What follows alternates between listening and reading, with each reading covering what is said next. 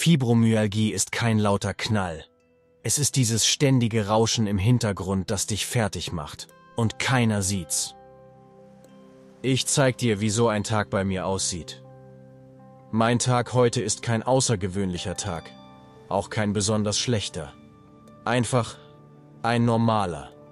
Und genau das ist das Verrückte daran. Dass es sich fast schon alltäglich anfühlt, obwohl es so viel Kraft kostet. Dass ich das alles irgendwie wegstecke. Nicht, weil es leicht ist, sondern weil es eben sein muss. Dass ich gar nicht mehr merke, wie sehr ich funktioniere, statt zu leben. Und genau das zeigt, wie anstrengend normal sein kann. Ich frage mich oft, ob das bei anderen wohl auch so ist. Der Wecker klingelt, aber ich bin schon wach. Hab ich überhaupt geschlafen? Heute hat mich mein Magen geweckt.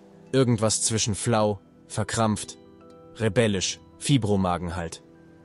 Ich lasse das Rollo unten, das Licht würde nur wehtun.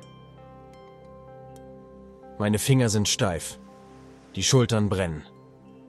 Der Rücken fühlt sich an wie nach einem nächtlichen Wrestling-Match, leider ohne Applaus. Ich weiß, ich muss aufstehen, aber mein Körper ist schwer. Nicht einfach müde, eher als wäre ich aus Blei. Ich setze mich auf und zwinge mich in Bewegung. Die Beine ziehen nach unten. Jeder Schritt ist wie gegen einen Widerstand. Ich schleiche in die Küche. Ich will den Kühlschrank öffnen, aber meine Hände weigern sich. Die Kraft fehlt, die Finger sind widerspenstig. Der kleine Finger übernimmt, der funktioniert heute. Das Frühstück ist auch eine Herausforderung. Brot schneiden mit klammen Händen, Tasse halten, ohne zu zittern. Danach eine sehr heiße Dusche, wirklich heiß, fast schon Brühfunktion. Wärme hilft. Nicht ewig, aber für etwa eine Stunde, wenn ich Glück habe. Manchmal ist das heiße Wasser das Einzige, was mich für einen Moment durchatmen lässt. Dann geht's weiter. Die Medikamente. Manche nehme ich schon automatisch, wie andere Leute Zähne putzen. Aber die Nebenwirkungen, wer braucht das schon? Noch mehr Probleme, als man ohnehin schon hat. Ich denke oft, es wäre schön, wenn ich die irgendwann nicht mehr bräuchte. Ein Wunschtraum? Vielleicht. Aber Hoffnung ist kostenlos. Jetzt aber los, sonst komme ich zu spät zur Maßnahme von der Rentenversicherung. Das ist so eine Art berufliche Reha. Ich schaffe es ins Auto. Aber meine Konzentration ist gleich null. Während der Fahrt kämpfe ich gegen die Schläfrigkeit, obwohl ich wach bin. Und dann, zack, ein Geruch. Zigarrenrauch. 2 Autos weiter vorne. Meine Fibronase nimmt das wahr, bevor ich überhaupt gucken kann. Das ist kein harmloser Geruch, sondern Gestank. Es trifft mich sofort. Gerüche sind wie Alarmglocken, viel zu laut für ein normales Leben. Und sie bleiben kleben. Einmal wahrgenommen, kriegt man sie nicht mehr raus. Kennt ihr das auch? Wenn ein Geruch alles kippen lässt? Als würde ein einziger Reiz den ganzen Körper alarmieren. Ich bin irgendwie pünktlich angekommen. Die Maßnahme beginnt. Ich bin anwesend, aber innerlich längst woanders. Ich würde mich am liebsten hinlegen, einfach ausruhen.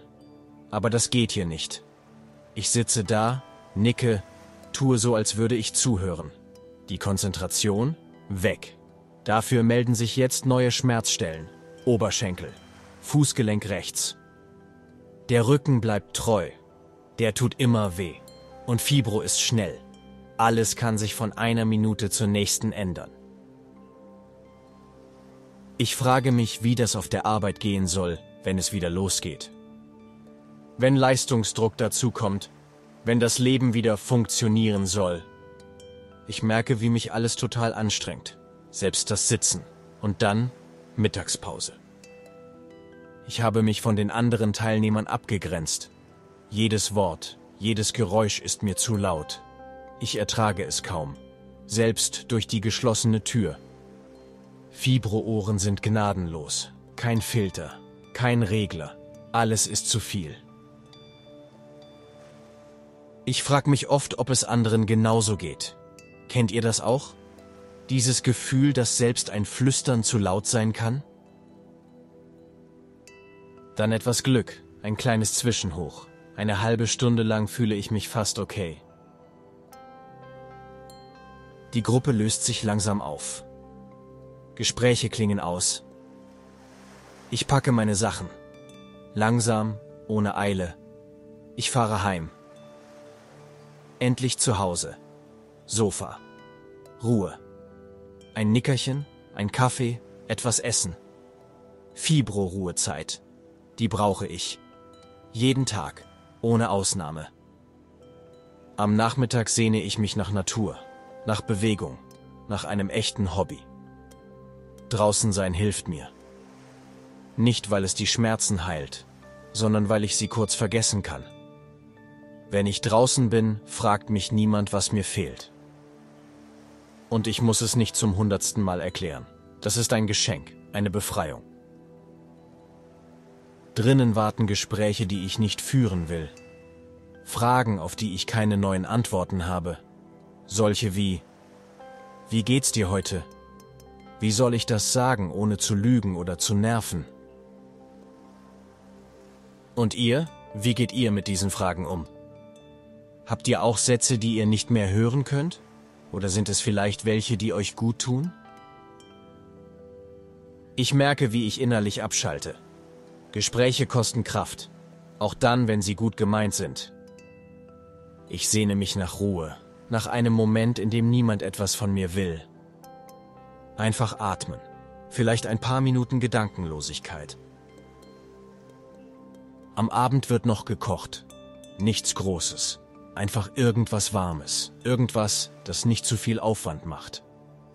Ich lese ein paar Nachrichten, manche beantworte ich, manche lasse ich liegen. Ich will nichts erklären, nicht diskutieren. Dann die Couch oder gleich das Bett. Der Körper schreit nach Schlaf. Aber Schlaf ist mit Fibromyalgie keine Garantie für Erholung.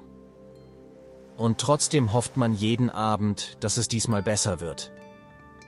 Vielleicht wird die Nacht ruhig. Vielleicht wacht man nicht jede Stunde auf. Vielleicht ist morgen ein bisschen leichter.